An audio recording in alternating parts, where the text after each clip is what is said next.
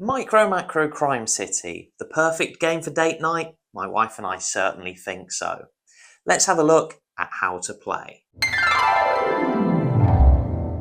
Set up by unfolding this enormous map of Crime City and placing it in the middle of the table. And then make sure that the map on the table is brightly lit. That's a rule so important that the rulebook mentions it twice. After that, you need to decide which of you is going to be the lead investigator. For my wife and I, we usually just went with the person who was wearing the coolest hat.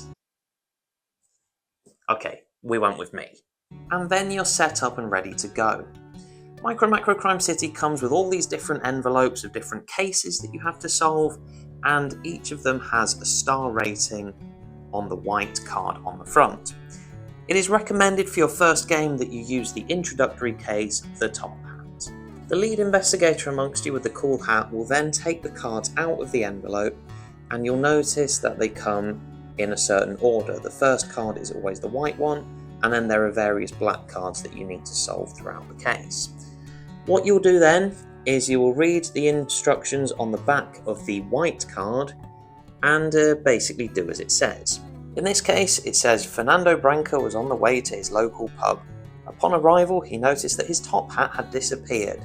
The pub is located in the east of the city, between Neptune Park and the hardware store. And the first task in your investigation is to find the pub. At this point, it is very, very important that neither the lead investigator nor any other players look at the back of what's on any of these cards, as they will contain spoilers. And your jobs then, as investigators, is to find the pub. You have a little bit of information on the card that we just read out. We know it's in the east of the city, we know it's between Neptune Park and the hardware store. So you're going to be looking in the east of the city for Neptune Park, the hardware store, and trying to find what looks like a pub in between. You also have this little magnifying glass at your disposal as well. The really cool thing about this map is it transcends both space, as most maps do, but also time. Let's say, for example, that we were following this guy here. There we see him out walking along the street, and if we go up the street, we see him out there walking again. And if we then follow around the corner a little bit, there we see him again. And if we follow him further, we'll see him doing something that relates to another case. Again, I'm not going to spoil it for you, but I just want to show the principle that you can follow people across various locations on the same map. When you have found the thing that you are looking for, in this case, remember, we were trying to find the pub. Then you look up the coordinates on the map. We have letters along this side and numbers along this side. Then and only then will the lead investigator look at the back side of this card, which gives some information as to the letter number coordinates. It also has a zoomed in picture of the exact part of that square that you were supposed to find.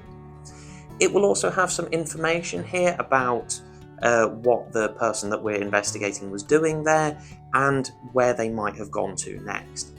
And then and only then, when you found the scene that you're looking for and when you've read the text and picked up all the information, then you move on to the next card. In this case, it says find the sausage stand. So that's right, on the back here, it has information about a sausage stand and where that may be. You then continue in this manner until you have found the very last card in the deck, and then you are considered to have solved the case. And MicroMacro Crime City really is that simple. Well, I say simple, it's simple to understand the rules and realise what's going on, and simple to get set up and get started, but sometimes finding these little clues is not simple at all, and that is where a lot of the fun comes from. Like I said, for my wife and I, this was the really perfect date night game because, again, it's so easy after a long day of work to just get it out and just have a little look at things. My wife isn't quite as big of a board gamer as I am. She does enjoy playing games, but at the end of a working day, she doesn't want something super heavy. And I've seen people describe this game as Where's Waldo the board game. I don't want to copy their work or anything, but I do think that is a very accurate description. You're basically following different events and seeing, trying to work out what's happened. If I have to be critical about one thing, and of course I have to because this is the review section of the video, I found that of the 16 cases that are included in the box, I found, like, as we got to the more difficult ones, firstly, they did become very difficult, but also I was kind of hoping for some kind of surprise, for something to be really, really different from the others. They definitely increase in difficulty, but in terms of methodology and the way you go about it, it is essentially the same exact thing you're doing 16 times, just with varying levels of difficulty. But all in all, I do really, really like this game. I absolutely recommend it. I recommend it to couples, and I'd almost recommend it to anybody. I hope you enjoy this video. I hope you enjoy this game. It is a really, really good game, and I cannot recommend it enough. But yeah, if you've enjoyed this video, please give it a like, subscribe if you haven't already, and I will see you in the next one. Take care, goodbye, and good luck.